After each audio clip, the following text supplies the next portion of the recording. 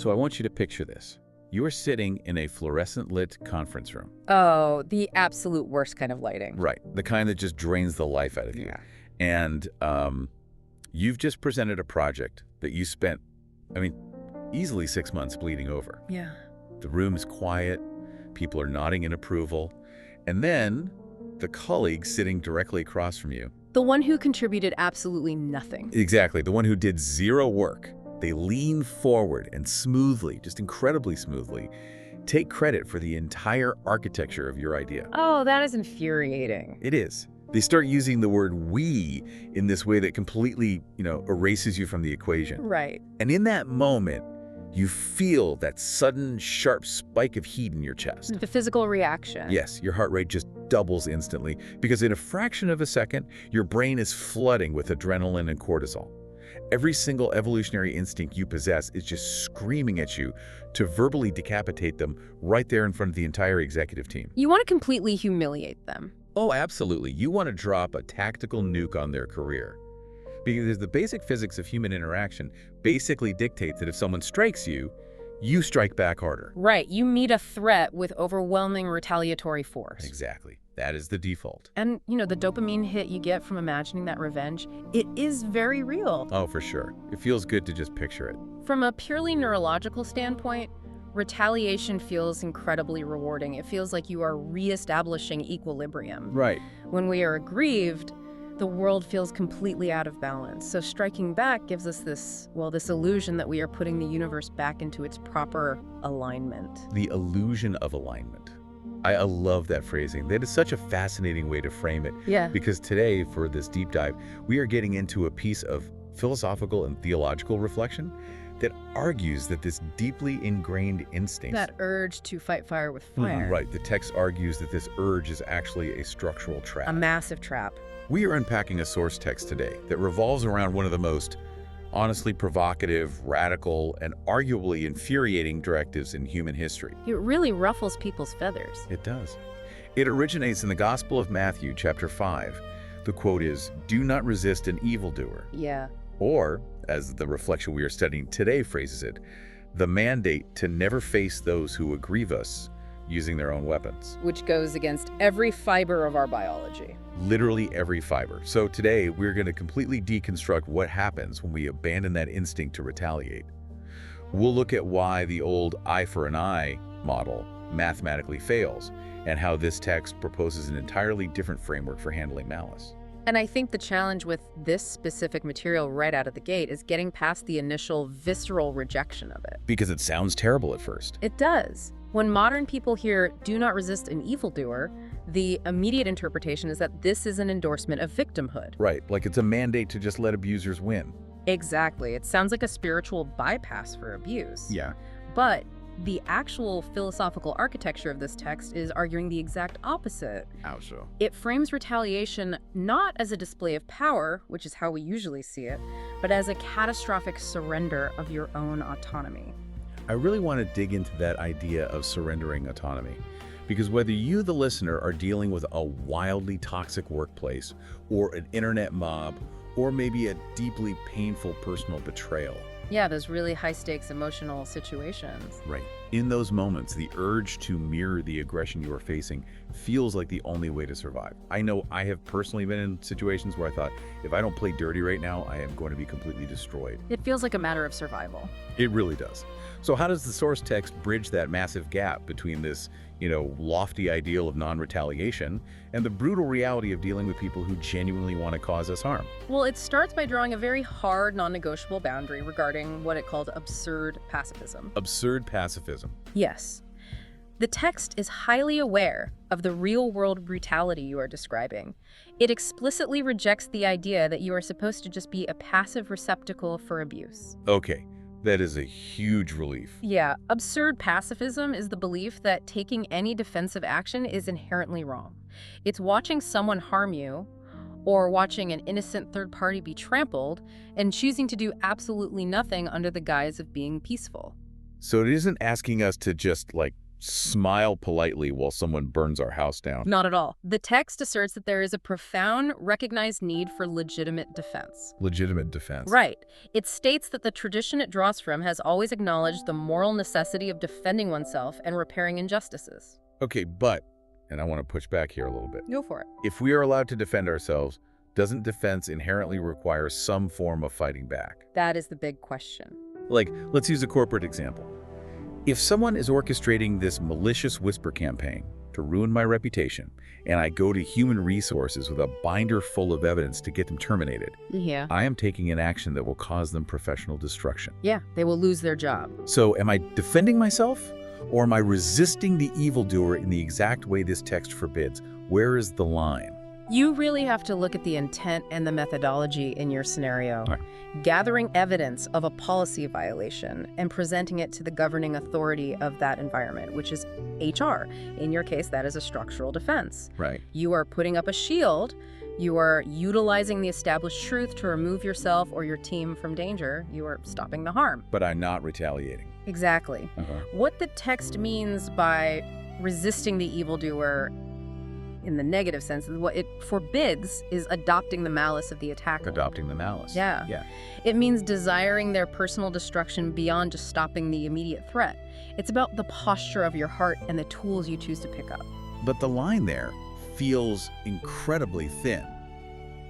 How do we know, in the heat of the moment, when we've crossed from legitimate defense into the forbidden territory of retaliation? The absolute litmus test is whether you have picked up their weapons. Their weapons. Right.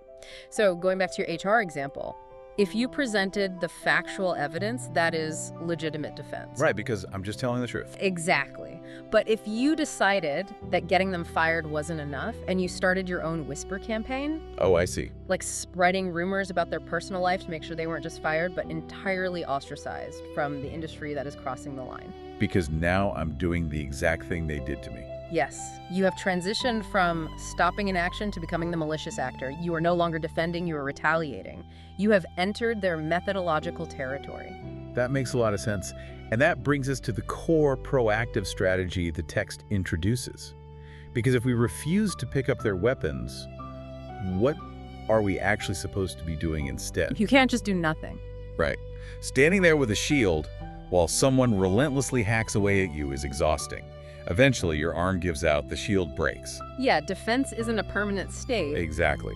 So the text talks about replacing the old law of retaliation, the eye for an eye, with what it calls a new methodology in humanity. And it refers to this new methodology as the civilization of love.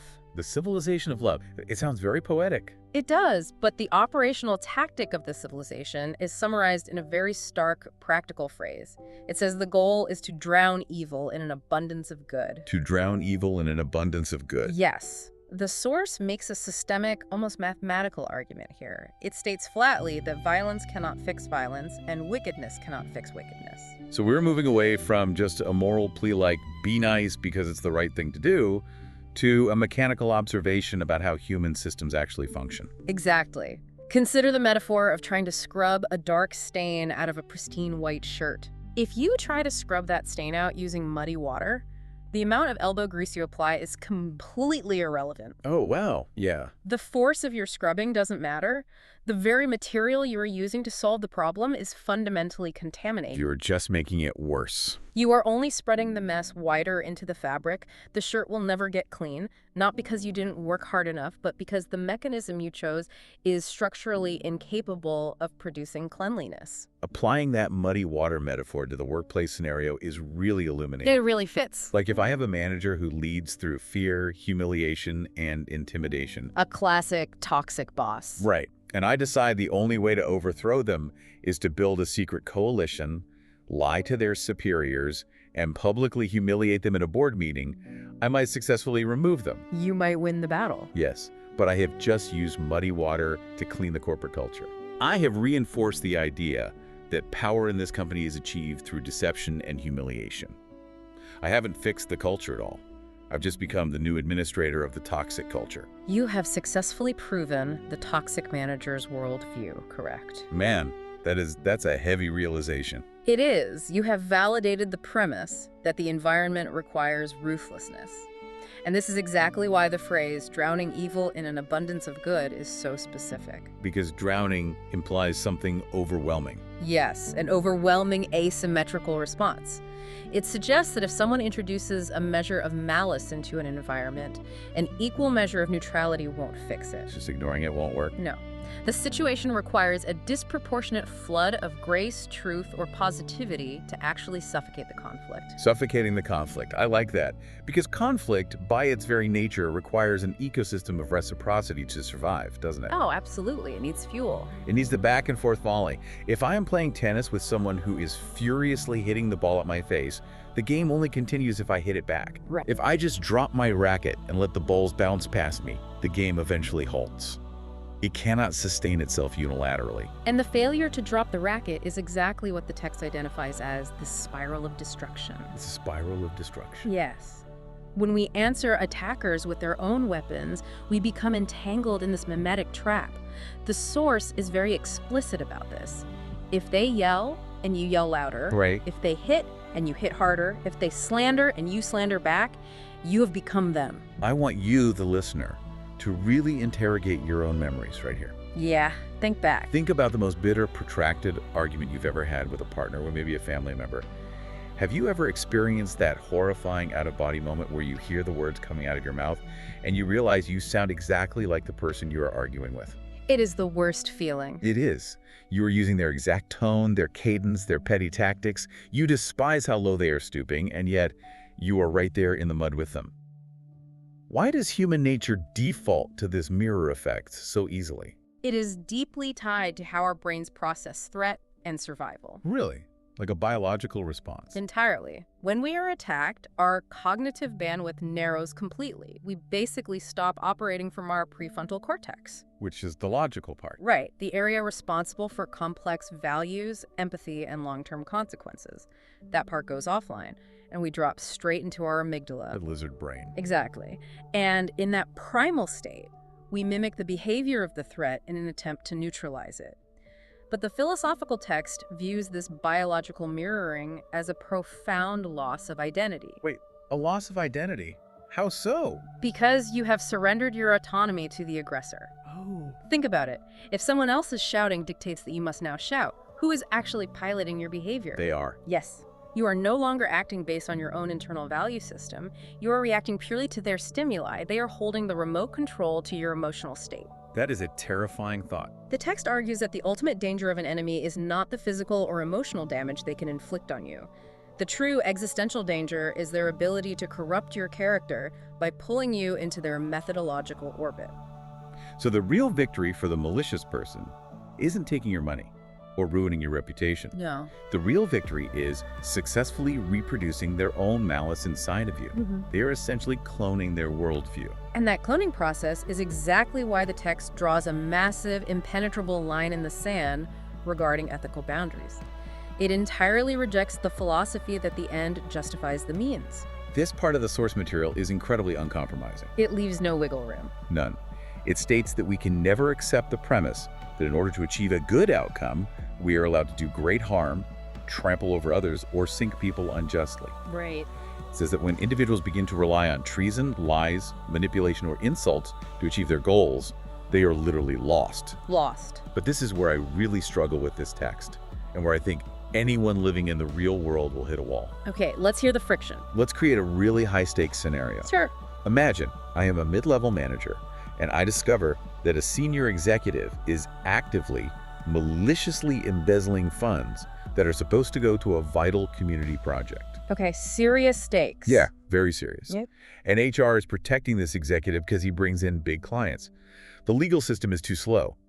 The only way I can stop this executive from draining the project completely is to illegally hack his email, forge a confession, and leak it to the press. Wow, okay. It's a lie. It's total manipulation.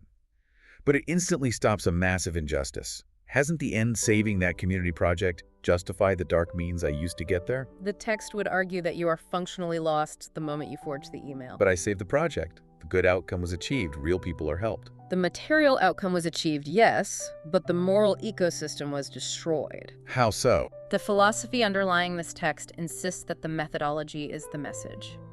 When you use a lie to defeat a liar, the liar's foundational belief, which is that the world is a cynical game where only the most cunning and ruthless surviving, is vindicated. Oh, wow. You have proven that truth and transparency are impotent. So I am basically conceding that his rules are the only rules that actually work. You are playing his game on his board. The civilization of love requires that there be a definitive, observable difference in methodology between the two sides. And if there isn't? If the good guys and the bad guys are both using forgery, deceit, and manipulation, the distinction between them dissolves completely. It becomes a mere battle for power, not a defensive virtue.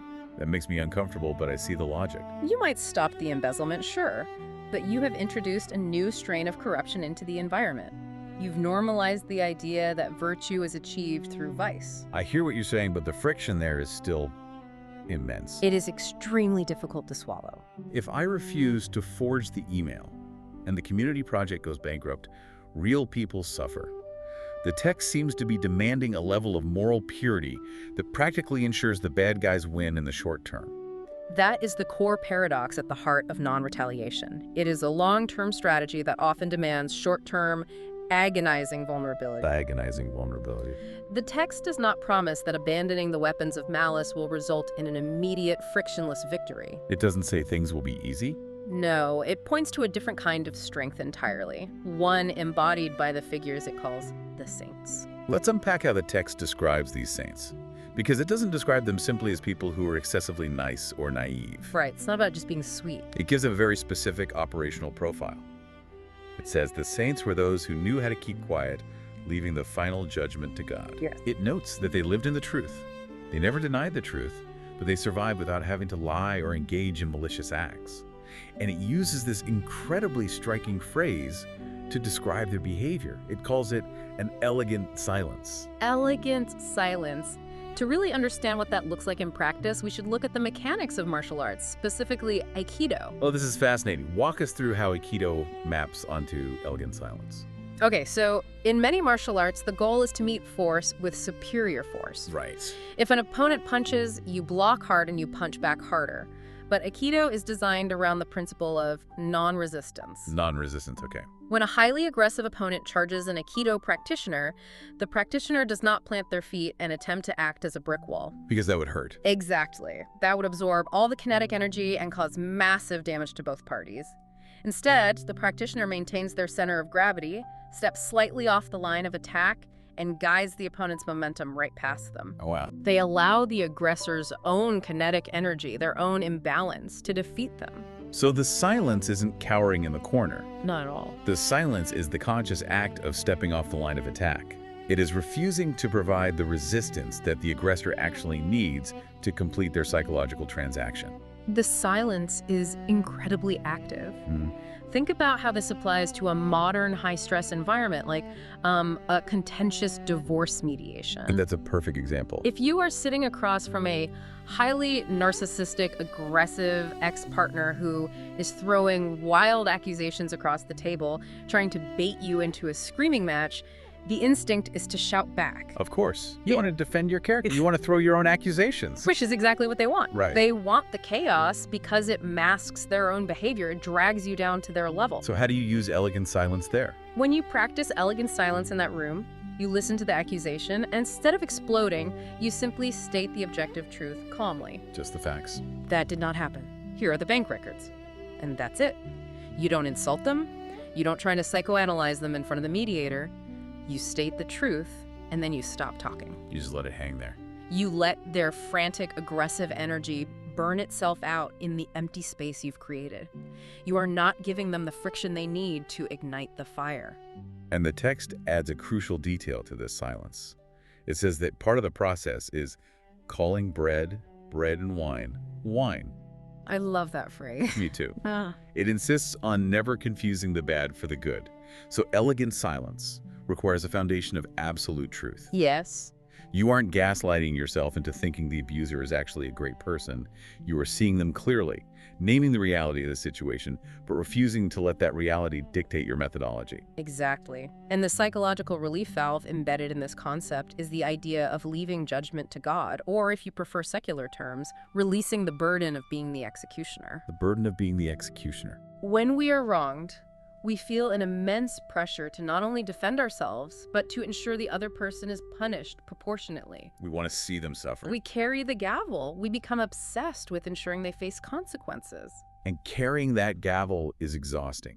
It takes up so much mental real estate. So much energy. You lie in bed at night, scripting arguments you will never have, calculating how to engineer their downfall. By releasing the need to administer that final judgment, you reclaim your own mental architecture. You get your brain back. You do. You are essentially saying, I will live in the truth, I will establish my boundaries, but I will not spend the rest of my life trying to destroy you.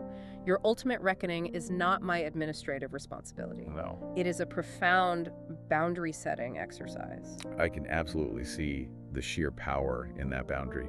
But, understanding the mechanics of Aikido is very different from stepping onto the mat and executing the throw while someone is sprinting at you with a knife. Theory versus practice, always tough. Right. Finding the internal fortitude to actually deploy that elegant silence in the heat of a brutal confrontation seems nearly impossible. Yeah. How does the text suggest we actually rewire our brains to achieve this? The text suggests a radical cognitive reframe regarding how we view the aggressor. Okay, a reframe. It asks us to shift our focus from the outward action of the person to the inward narrative we are constructing about the event. And this narrative reframe is really jarring the first time you hear it. It catches people off guard. It really does. Yeah. The source suggests that the Heavenly Father permits moments in our lives where we encounter twisted, complicated people who do us harm. Yes. It essentially asks us to view these malicious actors not as all-powerful demons out to destroy our lives, but as permitted environmental conditions. Think about it as weather. Weather. Yeah. If you are walking outside and a sudden, violent thunderstorm breaks, you don't take it personally. Right. You don't scream at the clouds for being malicious. You recognize it as a condition of the environment, you open an umbrella, and you navigate through it. You just deal with it. But when you view a toxic coworker or an internet troll as an all-powerful antagonist, you inflate their importance. You give them god-like status over your emotional well-being. But when you view them as a permitted moment, a condition of the environment, you shrink them down to size. Exactly. They're just a complex, twisted person operating out of their own brokenness. And that shrinkage creates the necessary space for the crucial moral choice the text demands. In the moment of the encounter, the text asks the individual to make a conscious declaration. What's the declaration? I do not want to be like that. I will not enter their game. I will not enter their game. That transforms the entire experience. It shifts everything. It takes a moment of victimhood where things are just happening to you and turns it into a moment of profound moral agency. Yes. The primary question is no longer, why is this unfair thing happening to me? The primary question becomes, who am I going to choose to be in response to this stimulus? And the text pushes the listener to evaluate their current relationships through this exact lens. It asks a very direct diagnostic question. Think about the people who have harmed you. How are you treating them? Are you attacking them equally? Right. Are you attempting to inflict the exact same damage? Or have you pardoned them by renouncing vengeance?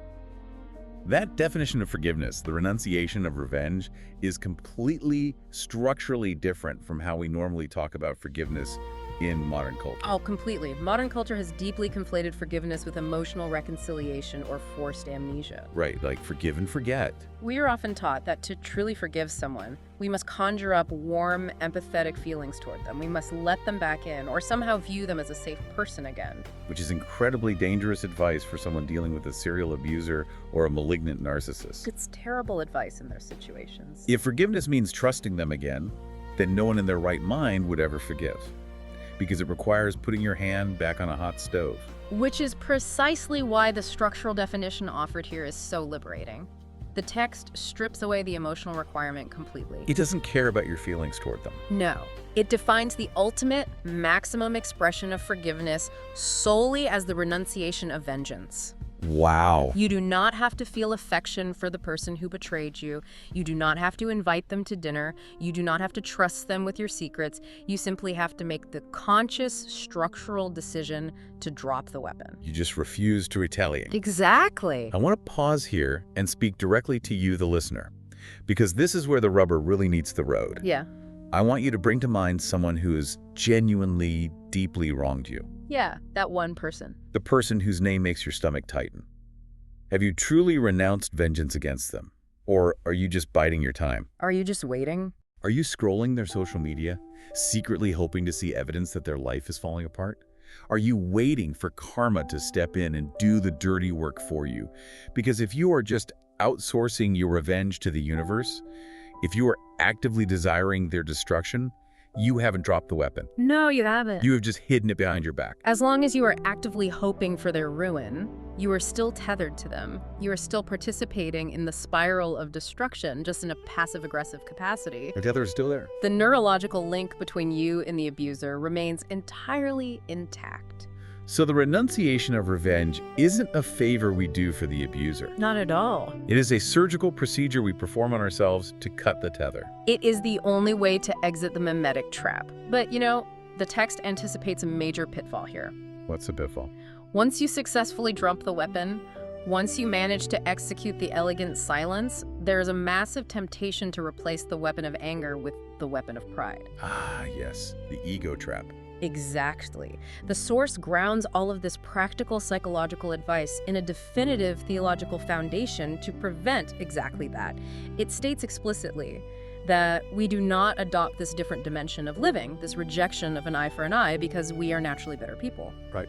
We do not do it because we belong to a higher moral category or possess superior enlightenment. Because if I practice elegant silence just so I can look down on the person screaming at me and think, look at this unevolved animal, I'm so much more spiritually advanced than them, I haven't actually entered the civilization of love. Not even close. I've just found a more sophisticated way to express my contempt for them. I'm still using muddy water, I've just poured it into a nicer glass. That's a great way to put it. The contempt is still present. So, to dismantle that pride, the text anchors the entire philosophy and the historical and theological event of the cross, presenting Jesus Christ as the ultimate answer to what it terms the mystery of evil. I find the phrasing mystery of evil incredibly compelling. It doesn't call it the problem of evil or the logic of evil. It frames it as a mystery. Because evil, at its core, is an irrational paradox. You cannot outlogic malice. You really can't. If someone is deeply committed to causing harm out of their own brokenness, presenting them with a perfectly reasoned PowerPoint presentation on why they should stop will not work. They don't care about your logic. Malice defies reason. And as we have established, you cannot defeat it with force, because applying force to malice only causes it to multiply and infect the person applying the force. It is a self-replicating virus. Exactly. So if logic fails and force fails, what is the mechanism that actually stops the virus? According to the framework of this text, the only effective circuit breaker for the mystery of evil is self-giving love. And the cross is cited as the historical blueprint for this exact mechanism. Let's look at the mechanics of the cross through the lens we've been building today, because often it is viewed purely through a lens of substitutionary atonement. But this text is using it as the ultimate case study in conflict resolution. In this framework, the cross represents a singularity. It is a moment where the maximum concentration of human violence, betrayal, political corruption, lies, and injustice were all directed at a single focal point. The absolute peak of human malice. Yes, and the natural evolutionary response to that level of aggression would be an overwhelming retaliatory strike. Calling down the proverbial legion of angels to obliterate the attackers. Right. Which is what every action movie we've ever watched tells us is the satisfying conclusion. But the mechanism of the cross is the exact opposite. Instead of reflecting the kinetic energy of the violence back out into the world, the violence was absorbed. The retaliation was completely renounced. The spiral of destruction hit a dead end. Because there was no reciprocal strike, the cycle of mimetic violence was structurally broken. It is the ultimate historical manifestation of drowning evil in an abundance of good. It absorbed the momentum without becoming the momentum. It is the ultimate execution of Aikido on a cosmic scale. And the source is asking the listener to replicate that exact blueprint in the micro-interactions of their daily lives. In the small things. Yes. In our own small, everyday encounters with twisted people, workplace politics, and malice, we are asked to become the dead end for the spiral of destruction. We're asked to let the virus of retaliation die with us, rather than passing it on to the next person. To be the dead end for the spiral of destruction, that is an incredibly heavy yet profoundly beautiful mandate. It changes everything. It completely re-engineers how we measure power. In the old methodology, power is the ability to destroy the person who hurt you. Right. In the new methodology, power is the ability to absorb the hit without allowing it to corrupt your soul. It is the difference between biological reflex and true moral agency. This brings us full circle on our journey today. We started in that fluorescent-lit conference room, examining the visceral evolutionary instinct to drink the poison of retaliation. We did. We deconstructed the myth that non-retaliation means being a doormat, defining legitimate defense as the act of putting up a shield without picking up a sword. We explored the mathematical failure of adding violence to violence and that terrifying reality of the mirror effect, where fighting back turns us into the very monsters we are trying to defeat. We wrestled with the incredibly difficult boundary against the ends justifying the means, acknowledging that adopting the tactics of a liar simply validates the liar's worldview. A tough pill to swallow. Very tough. We arrived at the profound strategy of the elegant silence, stepping off the line of attack, and the structural definition of forgiveness as simply dropping the weapon. Finally, we looked at the cross as the ultimate philosophical circuit breaker, absorbing malice without returning it. It is a framework that asks for nothing less than a complete rewiring of the human ego. It is the hardest work a person can do. And that is what I want to leave you, the listener, with today. We've spent an hour unpacking the mechanics of conflict, the danger of mirroring our enemies, and the power of dropping the weapon. But the knowledge of the mechanism is absolutely useless if we don't apply it to the specific grievances we are carrying right now. It has to be practical. It does. Think about the grudges you are fiercely protecting, the justifications you have built for why your anger is the exception to the rule. We tell ourselves that our grievances are armor, that our simmering resentment is keeping us safe from being hurt again. It is. Right. Based on everything we have unpacked today, is that anger actually protecting you? Or is it acting as a slow drip poison, subtly rewriting your character, making you more cynical, more prone to gossip, more reactive, more like the person who hurt you? It's a terrifying question to answer, honestly. Take a quiet moment today to take inventory of the mental weapons you're holding. Look at the snappy comebacks you are endlessly revising in the shower. Look at the desire to see someone else stumble. Feel the weight of the gavel you are carrying around, waiting to deliver the final judgment. It is exhausting. It is exhausting. And it is entirely your choice to carry it. Ask yourself the hardest question of all. What would happen to your life, to your anxiety, to your sense of freedom if you just drop them?